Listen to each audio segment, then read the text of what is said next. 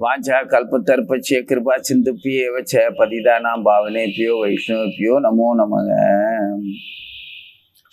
वासुदेवसुतं देवं कंसचाणूरमर्दनं देवकी परमानन्दं कृष्णं वन्दे जगद्गुरुं। गाद्यायिनी महामाये महायोगिनी अधीश्वरी नंदगोपसुतं देवी पदिंदे गुरुदे नमः। ओम नमो भगवते वासुदेवाय। ओम नमो भगवते वासुदेवाय।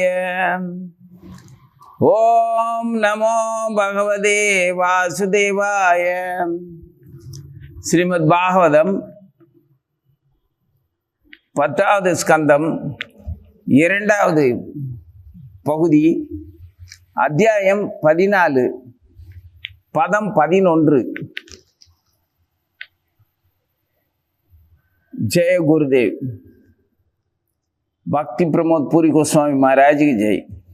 ब्रह्मा भगवाனை பார்த்து ஸ்ரீ கிருஷ்ணர்கிட்ட நேரடியா பிரம்மதேவர் வழிபடுகின்றார், கிருஷ்ணரை பார்த்து வழிபடுகின்றார். அவர் தொடர்ந்து சொல்லிட்டு வர்றாரு,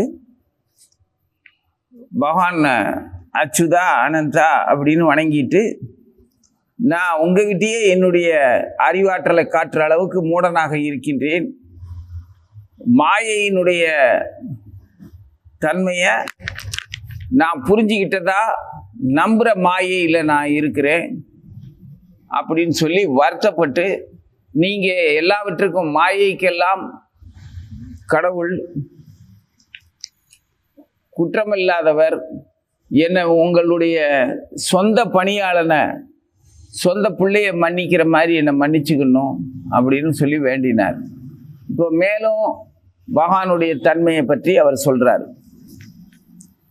11வது பதத்தில், எனது கையினால் அளந்தால் 7 அடி உயரம் இருக்கும் இந்த சிறிய பொருளாகிய நான் யார்?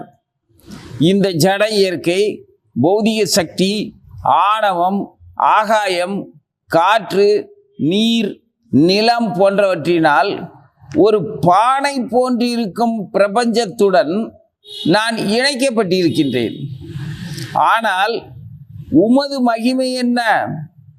சாளரங்களின் வழியே பறந்து வரும் தூசிகள் போன்று எண்ணற்ற பிரபஞ்சங்கள் உமது உடலில் உள்ள ரோமக்கால்களின் வழியே மிதந்து செல்லுகின்றன.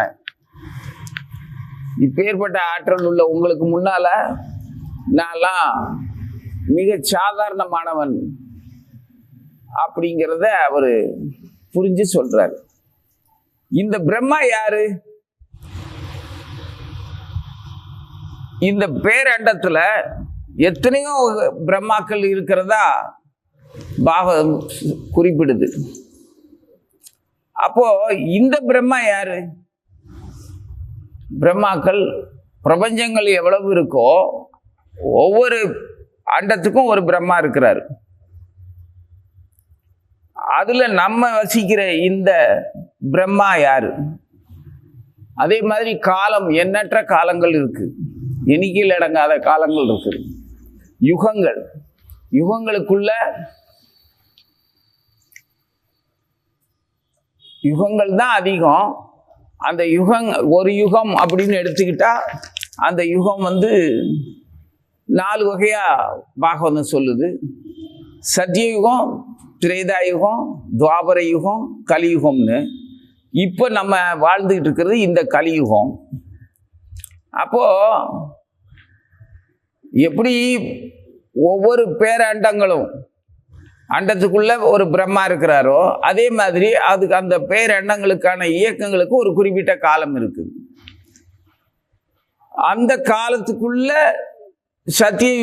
யுகம்ங்கிற ஒரு காலம், திரேதா யுகம்ங்கிற ஒரு காலம், துவாபர யுகம்ங்கிற ஒரு காலம், கலியுகம்ங்கிறது ஒரு காலம். இதே மாதிரி ஒவ்வொரு பேரண்டத்துக்கும் இருக்கும், ஒவ்வொரு அண்டத்துக்கும் இருக்கும். சரி, இந்த பிரபஞ்ச தோற்றத்துக்கு இப்படி அதுக்கு ஒரு கடவுள், படைப்பு கடவுளும் மற்ற தேவதைகளும் தெய்வங்களும் இயற்கையும் இருக்கிற மாதிரி காலமும் இருக்குது. அந்த காலம் இருக்கிற மாதிரி ஆகாயம் இருக்குது, நிலம் நீர் நெருப்பு காற்றுங்கிற விஷயமும் இருக்குது.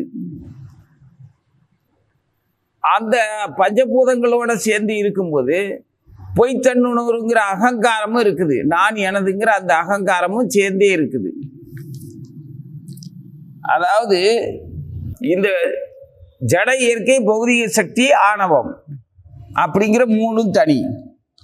அது போக ஆகாயம், காற்று, நீர், நிலம் போன்றவற்றில் வருது. ஆகா 5 3 8. இந்த பௌதிக சக்தி அப்படிங்கிறதும் ஆணவங்கிறதும் ஜட இயற்கைங்கிறதும் தனித்தனி ஆற்றல் உள்ளது. இந்த மூன்றுமே நீ பார்க்குற இந்த நிலம் நீர் நெருப்பு ஆகாயம் காற்றுன்னு இருக்கே, இதுக்கு சமமான ஒரு ஆற்றல் மிக்க விஷயங்கள் தான் இந்த மூணும். இந்த மூணில் நமக்கு தெரிஞ்சது அகங்காரம் அப்படிங்கிறத ஒரு சாதாரண உணர்ச்சியாக ஒரு சின்னதாக நம்ம நினச்சிக்கிறோம். சின்னதோ பெருசோ அகங்காரம் அது எவ்வளோ பெருசு அப்படின்னா, அகங்காரமும் இந்த பகவானிடம் இருந்து ஆற்றல்ல இந்த 8 சக்திகளை குறிப்பிட்டு சொல்கிறாங்கல்ல, இந்த 8 சக்தியில் ஆணவங்கிறதையும் சேர்த்து தான் சொல்கிறாங்க. அப்போது இந்த பௌதிக தோற்றம், பௌதிக இயற்கை, அதில் இருக்கக்கூடிய ஆணவம் அப்படிங்கிறதும் இந்த பௌதிக இயற்கைக்கு சமமான அவ்வளோ பெருசாக இருக்குது. அகங்காரம் அப்படி ஒன்றும் சாதாரண ஒரு உணர்வு இல்லை. அகங்காரம்ங்கிறது அந்த பொய்த்தொண்ணூறுங்கிறது இதுக்கு சமமான பஞ்சபூதங்களுக்கு சமமானது தான். இந்த 8மே ஒரே சமத்தில் உள்ளது தான். இதில் எது உயர்ந்தது எது அதிகம் குறைவு அப்படிங்கிறதெல்லாம் கிடையாது. நிலம் நீர் நெருப்பு காற்று ஆகாயம், இந்த பௌதிக தோற்றம், இயற்கை சக்தி, அகங்காரம், மனம் புத்தி அகங்காரங்கிற 3 இந்த பௌதிக இயற்கை. இதில் இதனால் உருவான ஒரு பிரபஞ்சம், உருவானன்னு இல்லை, இதுவும் அடைக்கப்பட்டிருக்கக்கூடிய ஒரு பிரபஞ்சம் இந்த பேரண்டம். இதே மாதிரி பல பேரண்டங்களும் இதுக்கு இருக்கிற ஒரு பொறுப்பான கடவுள், படைப்பு கடவுள் மாதிரி பல பிரம்மா இருக்காங்க. அப்படின்னு பார்த்தோம்னா இந்த பிரம்மா பகவான்கிட்ட வணங்கிட்டு இருக்கிற இந்த பிரம்மா யாருன்னா, ஏற்கனவே இதே பூமியில கிருஷ்ணர் வந்து, அதாவது பரமாத்மா சின்னஞ்சிறுவனாக யசோத நந்தனா பிரஜஜன ரஞ்சனா அப்படின்னு இங்கே பிரஜவாசிகளின் ரசிகனாக, பிரஜவாசிகளின் ரசனைக்குரிய தலைவனாக, தெய்வமாக, பிள்ளையாக, தோழனாக வந்து இருந்தாரே பகவான் ஸ்ரீ கிருஷ்ணர். அந்த கிருஷ்ணருடைய கோபாலர்கள்ட்ட, அவருடைய பிள்ளைகள்கிட்ட, அவருடைய நண்பர்கள்ட்ட விளையாண்ட அதே பிரம்மா, இந்த பிரம்மா தான் நமக்கு இந்த யுகத்தில், இந்த உலகத்தில், நம்ம வசிக்கிற இந்த பேரண்டத்தில் இதே பிரம்மா தான். வெவ்வேறு பேரண்டத்துலேயும் வெவ்வேறு பிரம்மாக்கள் இருக்காங்க. அவங்கெல்லாம் இப்படியெல்லாம் அவங்க எப்படி வணங்கினாங்களோ தெரியாது. ஆனால் இந்த பிரம்மா தான் நம்ம ஏற்கனவே கிருஷ்ணர்கிட்ட விளையாண்டவர். இப்போவும் அவர் தான் துதிக்கிறார், பகவானை பார்த்து சொல்றார். இதுக்கு முன்னாலேயே அவர் இதே மாதிரி தான் பகவானை வணங்கினார். அப்போ இந்த மாதிரி எல்லாம் வருத்தப்பட்டு மன்னிப்பு கேட்கல, பகவானுடைய ஆற்றல்களை எல்லாம் நாம புரிஞ்சுக்கிற மாதிரி சொன்னார். அது பிரம்ம சங்கீதை அப்படின்னு ஒன்று. அதை சைதன்ய மகாபிரபு திருவட்டாறு ஆதிகேசவ பெருமாள் கோயிலிருந்து அந்த சுவடிகளை எடுத்து நமக்கு கொடுத்துருக்கிறாரு. அந்த பிரம்ம சங்கீதை பிரம்மாவால் கிருஷ்ணருடைய இருப்பிடங்கள் பற்றிய தகவலும், அந்த இருப்பிடம் எப்படிப்பட்டது அப்படிங்கிற தகவலும், அந்த இருப்பிடத்துக்கு பகவானுடைய அந்த கோலோக பிருந்தாவனத்துக்கு எப்படி ஜீவாத்மாக்கள், எந்த ஜீவாத்மாவாக இருந்தாலும் தங்களுடைய உரிமைப்படி தகுதியை வளர்த்துக்கிட்டு அந்த இடத்துக்கு போக முடியும் அப்படிங்கிற தகவல் எல்லாம் அந்த பிரம்ம சங்கீதையில் இருக்கு. அதுல நமக்கு தைரியம், வீரம், பாகவத பக்தி எல்லாமே கிடைக்கும் அந்த பிரம்ம சங்கீதையில. ஆனா இப்போ அதே பிரம்மா தான் வணங்குறாரு பகவான். தன்னுடைய அறியாமையவும் முட்டாள்தனத்தையும் அந்த முட்டாள்தனத்தினால எந்த மாதிரியான எண்ணத்துக்கு வந்தானோ அதுக்கு வருத்தப்பட்டு வணங்குறாரு. என்னோட முட்டாள்தனத்தினால நான் உங்ககிட்ட ஏதோ ஒன்று பேசிட்டு என்னவா நினச்சிக்கிட்டு உன்னை சாதாரணமாகவோ அல்லது எனக்கு சமமாகவோ அல்லது எனக்கு குறைவாகவோ உன்னோட மதிப்பை நான் நினச்சி பேசிட்டேன்னா அதுக்கப்புறம் உன்னை பற்றி எனக்கு தெரியும் போது உன்னுடைய தகுதியும் உன்னுடைய செயலும் உன்னுடைய மனம் எதிர்கால வாழ்க்கையை பற்றியோ அல்லது என்னை பற்றியோ உன்னை பற்றியோ எந்த அளவுக்கு உன்னதமாக தூய்மையாக நினச்சிக்கிட்டு இருக்குதோ அதெல்லாம் எனக்கு புரியும் போது இவ்வளவு உத்தமமான சிந்தனையும் உத்தமமான செயலும் சொல்லும் இருக்கக்கூடியவங்க அமைதியாக இருக்கிறாங்கங்கிறதுக்காக அவங்கள பற்றிய அபிப்பிராயத்தில் நான் குறைவாகவோ அல்லது எனக்கு சமமாகவோ நான் நினச்சிட்டனே, அவங்க என்னை விட சிறந்தவர்களே அப்படின்னு நான் மனசில் தெரிஞ்சதுக்கப்புறம் மன்னிப்பு கேட்கறது தான் நியாயம். மன்னிப்பு கேட்கும்போது சும்மா என்னை மன்னிச்சிருன்னு சொல்லாமல் நான் உன்னை எந்த மாதிரி நினைச்சேனோ என்னையும் எந்த மாதிரி நினச்சிக்கிட்டேனோ அதெல்லாம் சொல்லி நீ என்னை விட எந்த அளவுக்கு சிறந்தவங்க அப்படிங்கிறதையும் சொல்லி அதை நான் இப்போ தான் புரிஞ்சுக்கிட்டேங்கிறதையும் சொல்லி கேட்டால் தான் அது உண்மையான மன்னிப்பு. அதைத்தான் செய்கிறார் பிரம்மா. இப்போ இத்தனைக்கும் பகவான் என்னைய நீ இப்படி நினைச்ச, உனக்கு சமமா அல்லது உன்னை விட குறைவாக என்னை நீ நினைச்சிட்ட அப்படின்னு சொல்லி பகவான் அவரை தண்டிக்கவோ கோவிச்சுக்கவோ இல்லை. என்னாச்சு சுவாமி என்னை மன்னிச்சிருங்க அப்படின்னு நான் சொல்கிறேன். பிள்ளைங்களே என்னை மன்னிச்சிருங்கன்னு உங்ககிட்ட சொல்கிறேன். ஏன் என்னாச்சு அப்படின்னு நீங்கள் கேட்டிங்கன்னா என்ன திடீர்னு மன்னிப்பெல்லாம் கேட்டுக்கிட்டு இருக்கிறீங்க? ஏன்னா நான் உங்களை பற்றி எப்படி நினச்சேனோ அதெல்லாம் உங்களுக்கு தெரிஞ்சாலும் அதனால என்ன இப்போ அப்படிங்கிற பெருந்தன்மையில் உங்களுக்கு அப்படி தோணி இருக்கு, இப்போ சரியாக தோணி இருக்கு, இதுக்கு எதுக்கு மன்னிப்பெல்லாம் கேட்டுக்கிட்டு அப்படிங்கிற மாதிரி இருப்பீங்க. அதுதான் உங்கள் தன்மை. அந்த மாதிரி தான் பகவான் இருக்கிறார். ஆனால் இவர் வலிய மன்னிப்பு கேட்குறார். இது பகவானும் பிரம்மாவும் நடத்துகிற பக்தர்களுக்கு நமக்கு நடத்துகிற லீலை. இந்த பிரம்மா வேற யாரும் இல்லை. அது எப்படி பிரம்மா பகவானுக்கு வேற இருந்துக்கிட்டு பகவான் கிட்ட பிரம்மா மன்னிப்பு கேட்கணுங்கிறத பகவான் தான் விரும்புவாரா? இல்லை தன்னுடைய சொந்த நான் படைக்கப்படுவதற்கு காரணமாக இருக்கக்கூடிய பகவான்கிட்ட நான் மன்னிப்பு கேட்டு தான் ஆகணும் அப்படின்னு பெருமைக்கோ அல்லது தன்னுடைய சிறுமையை நினைச்சோ பகவானுடைய அனுக்கிரகத்தினால இன்னும் பெரிய பதவியெல்லாம் வேணுங்கிற ஒரு ஆசையினாலேயோ பிரம்மா மன்னிப்பு கேட்கல. பிரம்மா வேற யாரோ இல்லை, பகவானுடைய நாவி கமலத்தில் இருக்கக்கூடிய பகவானுடைய புள்ள தான். இது பகவான் கிட்ட இவர் மன்னிப்பு கேட்கணும்னு பகவானும் விரும்ப போறதில்ல. அதே சமயத்தில் நான் உங்களை இப்படி நினச்சிட்டேனே அதனால நான் உங்ககிட்ட மன்னிப்பு கேட்குறேன் அப்படின்னு பிரம்மா மன்னிப்பு கேட்கும்போது பகவான்கிட்ட நான் மன்னிப்பு கேட்டாதான் பகவான் என்ன அவருடைய நாவி கமலத்தில் வச்சிருப்பாரு, இல்லாட்டி தூக்கி தூர போட்டுருவாரு அப்படின்னு பயந்துக்கிட்டா கேட்குறாரு? இல்லை, இவங்க ரெண்டு பேரும் வேற யாரும் இல்லை, பகவான் தான்.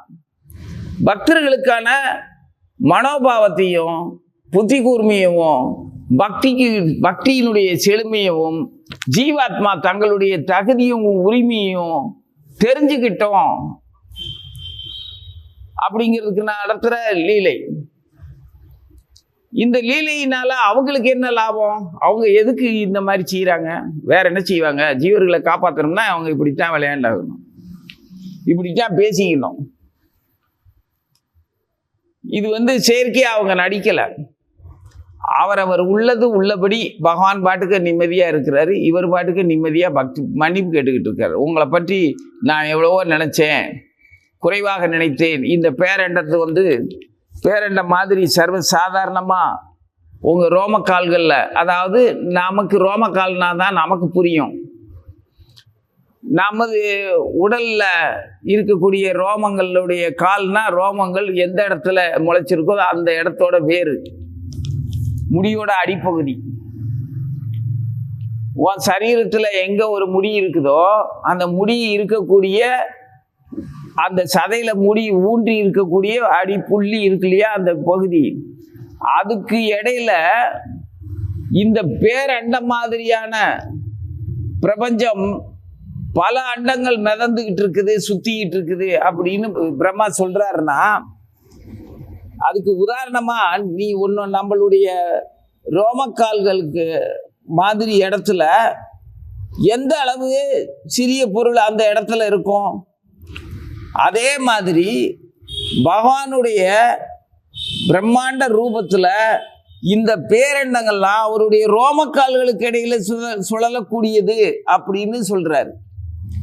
அப்போ நம்ம பார்க்குற இந்த பூமியாகட்டும், இதை சுற்றி இருக்கக்கூடிய கோள்கள், சூரிய சந்திரர்கள், இதெல்லாம் நமக்கு தெரிஞ்ச அளவுக்கு, மனதளவுலையோ அறிவளவுலையோ தெரிஞ்ச அளவுக்கு பார்க்கும்போது பிரம்மாண்டம் தெரியுது. ஆனால் நம்ம முழுசா பார்க்கல. பூமி பெருசுதான் தெரியும். இந்த சூரியனோ சந்திரனோ இங்கே இருக்கிற நட்சத்திரங்களோ கோள்களோ இந்த புவி மண்டலம் முழுவதுமே நாம் படித்தோ புரிஞ்சோ நினைப்புலையோ ஒரு தெரிஞ்சு வச்சிருக்கிறோம் ஒரு படம். இதுவே நம்ம அணு ஆத்மாவான நமக்கு மிக பிரம்மாண்டமான பெருசா இருக்குது. அப்போ பூமியை விட பல மடங்கு பெரிய கோள்கள்லாம் பூமியை சுற்றிக்கிட்டு இருக்கு. பூமிக்கு பக்கத்துலேயோ தொலைவிலையோ மொத்த கூட்டமும் சுத்திக்கிட்டு இருக்குது. இந்த சிஸ்டத்துல, இந்த சுழல் அமைப்புல மத்தியில சூரியன் இருக்கிறாரு. அந்த சூரிய குடும்பம்ங்கிறது ஒண்ணு. அப்போ உன்னோட அறிவை பயன்படுத்தி நீ இதனுடைய விஸ்தீரணத்தை கற்பனை பண்ணிப்பார். இதுக்கு உதாரணமா என்ன சொல்றாரு, ஒரு மண் பானைக்குள்ள இருக்கிற காற்றும் வெளியில இருக்கிற காற்றும் இந்த மண்பானைக்குள்ள இருக்கிற காற்றும் ஒன்றுக்கொன்று தொடர்புள்ளதா தான் இருக்குது. அந்த மாதிரி மண்பானைங்கிற அந்த ஒரு வடிவம் உள்ள அந்த பொருள், நம்ம பார்க்குற பொருளை உதாரணமா சொல்றாரு. மண்ணால செய்யப்பட்ட அந்த பானை ஒரு பொருள் தானே. அந்த பொருள் என்னதுன்னா அதுதான் அந்த ஜட இயற்கை, பௌதிக சக்தி, ஆணவம், அதாவது பொய்த்தன்னுரு, நான், என்னுடைய வடிவம் அப்படிங்கிற அந்த உரிமை உணர்வு, அந்த அகங்காரம், அப்புறம் நிலம், நீர், நெருப்பு, காற்று, ஆகாயம்ங்கிற அந்த விஷயம். இந்த 8 தான் அந்த பானையா இருக்கக்கூடிய ஒரு பொருள். இதுக்குள்ள இந்த பேரண்டம் உள்ளேயும் வெளியுமா எங்கும் நிறைஞ்சிருக்குது. அப்படிங்கிற உதாரணத்தை நாம புரிஞ்சுக்கிறதுக்காக நமக்கு எந்த பொருள் தெரியுமோ அந்த பொருளை முன்னால வச்சு அது மூலமா நமக்கு பாடம் நடத்துறாரு பிரம்மா. அதுல தன்னை ஒப்பிடுறாரு. நேரடியா நமக்கு பாடம் நடத்தாம இந்த பாடம் மாதிரி இந்த பேரண்டத்துக்குள்ள நாங்க சுழண்டுகிட்டு இருக்கோம். என்னோட அளவு வடிவம்னு பார்த்தா என்னோட கையாலேயே அளந்தேன்னா, அளவுகோல்னு வேற ஒன்றும் எங்கேயோ தனியா போய் அளக்க வேண்டாம். என்னுடைய கையாலேயே என்னுடைய உடலை அளந்தேன்னா என்சான் உடம்பு அப்படின்னு சொல்றாங்க. 7 அடி உயரம் இருக்கிறேன், இவ்வளவுதான் என்னோட வடிவம், அளக்க முடியும்.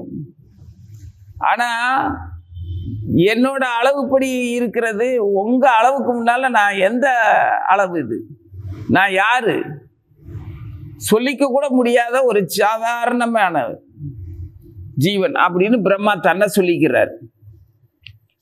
அப்போ எதுக்காக அப்படி தன்னை சொல்லிக்கிறாருன்னா, இது இறைவன்கிட்ட மன்னிப்பு கேட்கறத விட நமக்கு இறைவனை பற்றிய அறிவு எந்த அளவுக்கு இறைவனுடைய பேராற்றல், அவருடைய பௌதிக ஆன்மீக சக்தியினுடைய அளவீடு எவ்வளவு, நமக்கு அவ்வளவு பெருசா இருக்கிற அந்த அளவீடு பகவானுக்கு எந்த அளவுல இருக்குது அப்படின்னா ரோமக்கால்களுக்கு இடையில சிரிக்கிற மாதிரி இத்தினுண்டா இருக்குதுன்னு அர்த்தம். அப்போ பகவானுடைய ரூபம் எப்படிப்பட்டது அப்படின்னு நம்ம அறிவுக்கு தகுந்தபடி யோசிக்கிறதுக்காக பிரம்மா தூண்டி விடுறாரு நம்மளை. அதான் சொல்றாரு, தன்னைத்தானே பகவான் கிட்ட சொல்ற மாதிரி சொல்லிக்கிறார். அப்போ மன்னிப்பு யாரு கேட்கா? பிரம்மாவை மன்னிப்பு கேட்குறாரு. பிரம்மா நமக்கு பாடம் நடத்துறாரு. ஏன்னா படைப்பு கடவுள், அவர் நடத்தாமல் யார் நடத்துவா? அவர் பகவானுடைய வைபவத்தை நம்ம மனசில் புரிய வைக்கிறதுக்காக அவரால் படைக்கப்பட்ட நாம மட்டும் இல்லை, அவரால் படைக்கப்பட்ட இந்த பிரபஞ்சம் பேராற்றல் அப்படிங்கிறது எல்லாத்தையுமே அவர் ரொம்ப சர்வசாதாரணமாக படைச்சிட்டாரு. அதுக்குள்ளே ஜீவர்களையும் உலர விட்டுட்டாரு. இதுக்கு ஒரு காலம் இருக்குது. நமக்கான கடவுள் பிரம்மா, அவர் வகுத்து வந்த காலம் நமக்கு இப்போ கலியுகம். இந்த யுகத்துக்குள்ள இந்த யுகத்துக்குன்னு இந்த காலத்துக்குன்னு ஒவ்வொரு காலத்துக்குன்னு ஒரு ஆற்றல் இருக்கும். அதே மாதிரி இந்த வைவஸ்வத மனுடைய இந்த காலத்துக்கு இப்போ நம்ம வசிச்சுக்கிட்டு இருக்கிற இந்த காலத்துக்குன்னு ஒரு மகிமை இருக்குது. என்ன மகிமை அப்படின்னா, இந்த நர மாமிச பிண்டங்களா அலையிற இந்த ஜீவர்களின் முட்டாள்தனத்துக்கும் மூர்க்கத்தனத்துக்கும் துரதிர்ஷ்டத்துக்கும் குறைந்த ஆயுளுக்கும் சண்டை பிரியர்களுக்கும் வேண்டாத வேலைகளை செஞ்சு தன்னைத்தானே துவம்சம் பண்ணிக்கிட்டு இம்சப்படுத்திக்கிட்டு அதை இன்பம்னு நினச்சிக்கிட்டு இருக்கிற இந்த கூட்டத்துக்கு மத்தியில், இவங்களும் பிரம்மாவால் படைக்கப்பட்டவங்க தான். இந்த கூட்டத்துக்கு மத்தியில் அது ஆன்மீக திருவிழாவாக இருந்தாலும் சரி, பௌதிக திருவிழாவாக இருந்தாலும் சரி, மனித அரசியல் நிர்வாகம்ங்கிற கோலாகல திருவிழாவாக இருந்தாலும் சரி, ஏதோ ஒரு விழாவில் தெருவிழா ஏதோ ஒரு விழாவில் தன்னை ஈடுபடுத்திக்கிட்டு ஜீவன் தன்னையும் அறியாமல் இறைவனையும் அறியாமல் கொத்து கொத்தா பிறந்து கொத்து கொத்தா செத்துக்கிட்டு இருக்கானுங்க. செத்ததுக்கும் சாக போகிறதுக்கும் காரணம் தெரியாது, பிறக்க போகிறதுக்கும் காரணம் தெரியாது. இந்த கூட்டத்துக்கு மத்தியில் நம்ம வாழ்ந்துக்கிட்டு இருக்கிறோமே, இந்த யுகத்தில் இந்த காலத்தில் இந்த காலத்தினுடைய தன்மையோட சிறப்பு என்னன்னா, இந்த கூட்டத்துக்குள்ளேயும் நம்ம காலத்தையும் காலத்திற்கான தெய்வத்தையும் படைப்பு கடவுளையும் படைப்பின் ரகசியத்தையும் பரமாத்மாவையும் தெரிஞ்சுக்கிறதுக்கான வாய்ப்பு ரொம்ப ரொம்ப சுலபமாக நம்ம பக்கத்துலேயே இருக்குது. மெனக்கட்டு அலைய வேண்டியதில்லை. தேர் வேண்டாம், திருவிழா வேண்டாம், தெய்வம் வேண்டாம், ஆட்சி அதிகாரம் அரசியல் வேண்டாம், அந்தஸ்து வேண்டாம், மனப்பிரேமையை தர வேண்டாம். பிரேமைன்னா இது பௌதிக இயற்கை மேலே நமக்கு இருக்கக்கூடிய அந்த பௌதிக இயற்கையை நான் காப்பாற்றுறேங்கிற அந்த மயக்கம், அந்த பாசம். இந்த ஜட இயற்கைங்கிறது எப்படிப்பட்டது? இயற்கைன்னா என்னது? கல் மண்ணும் மரத்தையும் சொல்கிறேன். மரம் இயற்கை கிடையாது. அது மரமாக இருக்குதே, அதுதான் இயற்கை. இதுவே நமக்கு புரியாது. இயற்கைன்னா என்னமோ நினச்சிக்கிறோம். மண் அள்ளுறான், கல் அள்ளுறான், மலையை உடைக்கிறான், மண் அள்ளிட்டு போறியா, ஐயோ மரத்தை போகிறான், வெட்டிட்டியா, இப்படித்தான் புலம்ப தெரியும். என்ன பண்ணுற? அப்போ மரத்தை வெட்டுறவனும் மலையை உடைக்கிறவனும் மண் அள்ளிட்டு போகிறவனும் எங்கே கொண்டு போகிறேன்? எல்லாத்தையும் கொண்டு போய் என்ன செய்கிறான்? வேற உலகத்துக்கு கொண்டு போயிட்டானா? இல்லை, அவன் தான் வீட்டுக்குள்ளே கொண்டு போய் வச்சுக்கிட்டானா? எல்லாத்தையும் விற்கிறான். யார்கிட்ட விற்கிறான்? நம்ம கிட்ட தான் விற்கிறான். நீயே வாங்குற, வீடு கட்ட வாங்குற. அப்போ வீடு கட்ட வாங்குறவ யாரு? நீ தானே வாங்குற. அப்புறம் மலையை உடைக்கிறாங்கிற, நீ போய் மலையை உடைச்சி மண்ணாக்கி கொண்டு வந்து வீடு கட்டிக்குவியா? அவன் உனக்கு உடைச்சிட்டாரியா? அவன் மண்ணை களவாண்டு கொண்டு வந்து கொடுக்கான். எங்கேருந்து களவாங்குறியா?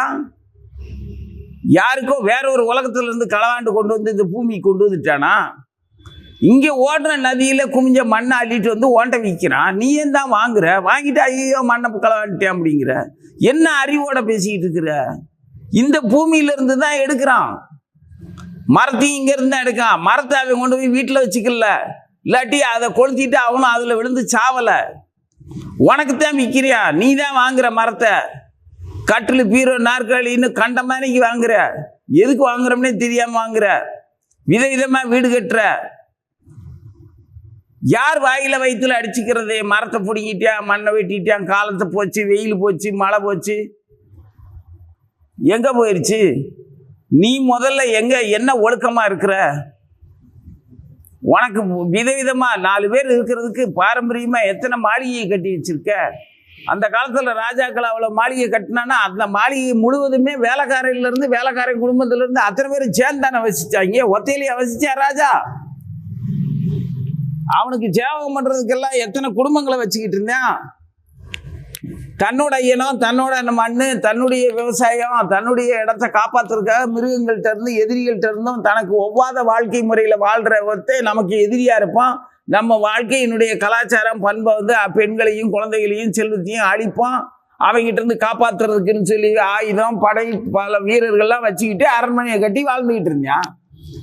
இன்னைக்கு அப்படி எவனுமே கிடையாது. எல்லாவனும் வீட்டுக்குள்ளேயே கொள்ளையடிச்சுக்கிட்டு இருக்கான்.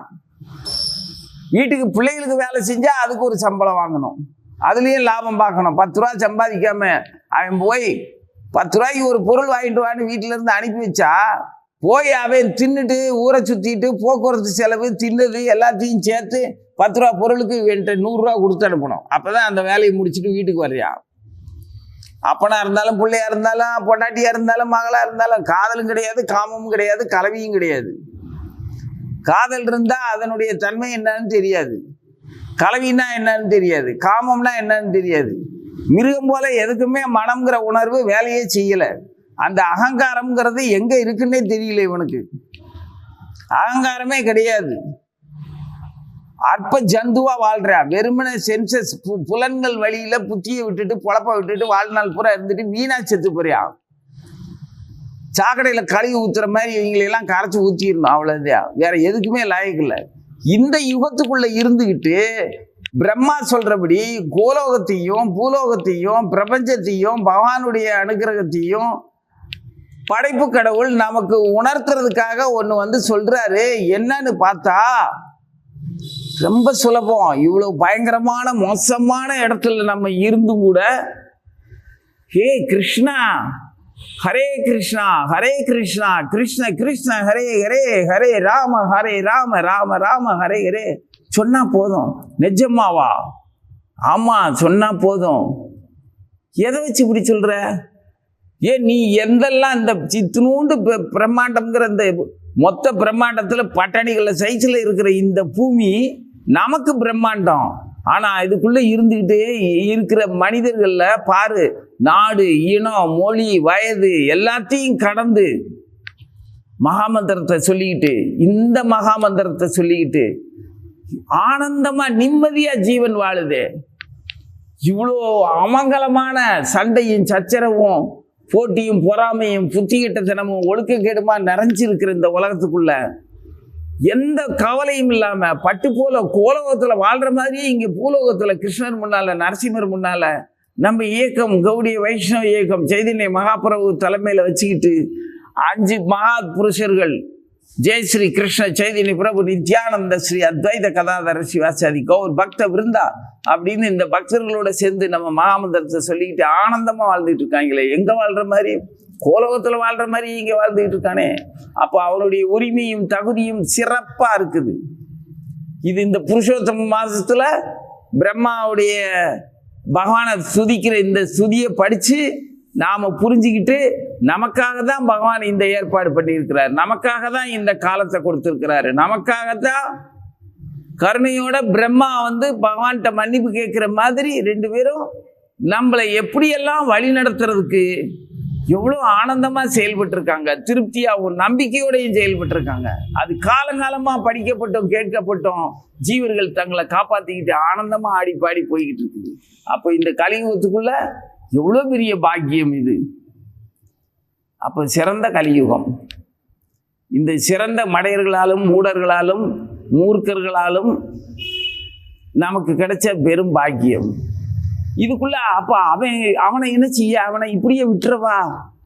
இந்த அயோக்கிய பயல்களை என்ன செய்ய? அயோக்கிய பயல்களை இப்படியெல்லாம் விட முடியாது. நம்ம ஆடி பாடி பாடும்போது நம்மளை வேடிக்கை பார்க்கல, அதுலேயே அவன் திருந்திடுவான். இன்னும் இந்த யுகம் முடியறதுக்கு இன்னும் காலம் இருக்குது. 4,32,000 வருஷம். இப்போ 500 வருஷத்தை கூட தாண்டலை. அதுக்குள்ளேயே நம்ம இவ்வளவு பேர் ஹரே கிருஷ்ண மகாமந்திரத்தில் தெளிவாகி வந்துட்டான். இன்னும் இது முடியறதுக்குள்ள வந்துடுவான். மகாமந்திரத்தை நம்ம பாட பாட கேட்டு கேட்டு கேட்டு கேட்டு இந்த கலியுகம் முடியறதுக்குள்ள எல்லாருமே திருந்தி நல்லா வந்துடுவான். அப்போ எல்லாரும் கலியுகத்துக்கு பிறந்த இருக்கிற யாராக இருந்தாலும் நம்மளும் ஒரு குப்பையாக தான் இருந்தோம். இன்னைக்கு மகாமந்திரம் சொல்கிறோம். நம்மளை மாதிரியே நமக்கு பின்னால் வர்றவனும் மகாமந்திரம் சொல்லுவான். இப்போ தானே கேட்டிருக்கான். அங்கங்கே தெருவாக நம்ம பாடுவோம், மகாமந்திரத்தை சொல்லுவோம். அவன் வெறுப்பாக கேட்டாலும் சரி, விருப்பமாக கேட்டாலும் சரி, பாசமாக கேட்டாலும் சரி, பகையாக கேட்டாலும் சரி, இங்கே வேற சாமிங்கிறதுக்காக திங்கிறதுக்கும் உடுத்துறதுக்கும் குட்டி போடுறதுக்குமே ஆளுக்கு ஒரு மதம், ஆளுக்கு ஒரு சாமி, ஆளுக்கு ஒரு கொள்கைன்னு பிடிச்சிக்கிட்டு இருந்த இந்த கேணக்கு இருக்கீங்கெல்லாம் நம்ம பகையாக பார்த்தாலும் கூட பார்க்கட்டும், கேட்கட்டும். நம்மளை வெறுத்தாலும் சரி, விரும்பினாலும் சரி. ஹரே கிருஷ்ணா ஹரே கிருஷ்ணா கிருஷ்ண கிருஷ்ணா ஹரே ஹரே, ஹரே ராம ஹரே ராம ராம ராம ஹரே ஹரே. நம்ம வாட்டுக்கு பாடிக்கிட்டே போவோம். ஏய் ஹரே கிருஷ்ணா இங்கே வா, என்ன ரொம்ப தான் ஜாமி கும்பிட்றோம்னு சொல்லிட்டு பெரிய இதெல்லாம் பண்ணிக்கிட்டு இருக்கிறா அப்படின்னு கேட்டாலும் என்ன செய்யணும் உனக்கு? இப்போ நீ கூப்பிட்டிய ஹரே கிருஷ்ணான்னு, அந்த பேர் சொல்லி என்னைய கூப்பிட்டே இல்லை, அதுக்கு உனக்கு நான் என்ன வேணாலும் கடமைப்பட்டிருக்கேன். சொல்லு, உனக்கு என்ன செய்யணும்னு சொல்லு. ஏய் என்னையா ரொம்ப விவரமாக பேசிகிட்டு இருக்க? நான் விவரமாக பேசலப்பா, நீ இப்போ கூப்பிட்டு இல்லை, என்ன செய்யணும்னு சொல்லு அப்படின்னோடனே அந்த இலையை எடுத்து அங்கே போட்டு போ. சரியா, செஞ்சுட்டு போவோம். அவன் தின்ன இலையை எடுத்து ஓரமாக போட்டுட்டு கையை கழுவி விட்டுட்டு தனி மந்து கொடுத்துட்டுங்க. சரி, செஞ்சுட்டு போயாச்சு. இவங்க ஹரே கிருஷ்ணாக்காரங்க என்ன சொன்னாலும் செய்கிறாங்க, என்ன வந்தாலும் வாங்கி கட்டிக்கிறாங்க. அவ்வளவு தூரம் பயந்தாங்குழிகளா? ஆமாம், பயந்தவங்க தான். என்ன தைரியம் இருந்ததுன்னா, நான் ஒரு கிருஷ்ண பக்தன், நான் எவ்வளோ எளிமையானவன், எவ்வளோ தூய்மையானவன்.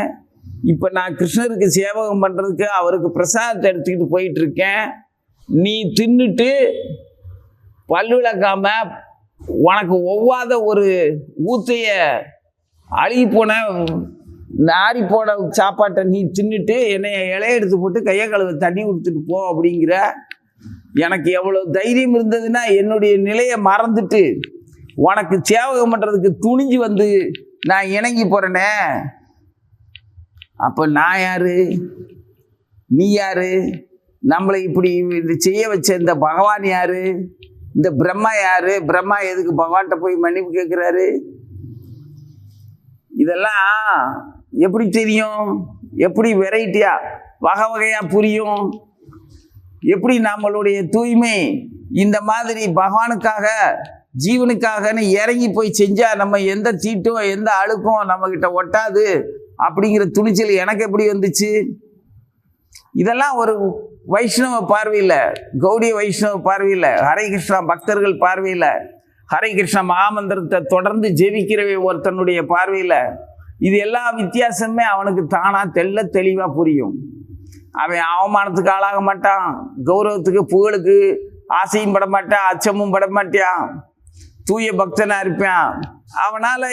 அவனை கெடுக்கிறதுக்கோ உபத்திரவம் பண்ணுறதுக்கோ இந்த பிரபஞ்சத்தில் எந்த சக்தியாலேயும் முடியாது, எந்த துஷ்டர்களாலேயும் முடியாது. இதே நிலை அவனுக்கு மட்டும் இல்லை, நமக்கு மட்டும் இல்லை, நமக்கு அப்புறம் மகாமந்திரம் சொல்கிறவனுக்கும் இந்த நிலை கிடைச்சிடும். அப்போ இந்த யுக முடிவில் ஒருத்தனுமே அயோக்கியம் இருக்க மாட்டான். புனிதமானவனா எல்லாவனும் ஆயிடுவான், எல்லாவனும் கோலவத்துக்கு தயாராகிடுவான். ஹரே கிருஷ்ணா ஹரே கிருஷ்ண கிருஷ்ண கிருஷ்ண ஹரே ஹரே, ஹரே ராம ராம ராம ஹரே ஹரே. எப்பேற்பட்ட மாயை! இந்த மாயை கூட நம்மளை நான் ஒரு சிறந்த கிருஷ்ண பக்தர்னு நம்ப வச்ச புண்ணியம் இந்த மாயைக்கே சொந்தமாக இருக்கட்டும். அப்படி கூட நீ மாயையில் நீ பக்தனாக உன்னை நம்பிக்கோ, தப்பே இல்லை. அப்புறம் அதே மாயா உன்னை உண்மையான பக்தனாக ஆக்கிடுவா. காத்யாயினி மகா மாயே மகா யோகின் யதீஸ்வரி நந்தகோவ சுதம் தேவி பதிந்தே குருதே நமக. அவளே நமக்கு குருவா இருப்பா. அவளும் நந்தனுடைய பிள்ளையா தான் அவதாரம் பண்ணினாள். அவளும் இந்த பிரபஞ்ச பேரண்டத்தில் எல்லாருடைய ஜீவர்களுடைய தாயாக இருந்து அவர்களுடைய மனம் போல விருப்பங்களை நிறைவேற்றி கொடுத்து காப்பாற்றி கொண்டிருக்கிறார். ஜெய் துர்கா பவானி. ஹரே கிருஷ்ணா கிருஷ்ண கிருஷ்ண ஹரே ஹரே, ஹரே ராம ராம ராம ஹரே ஹரே.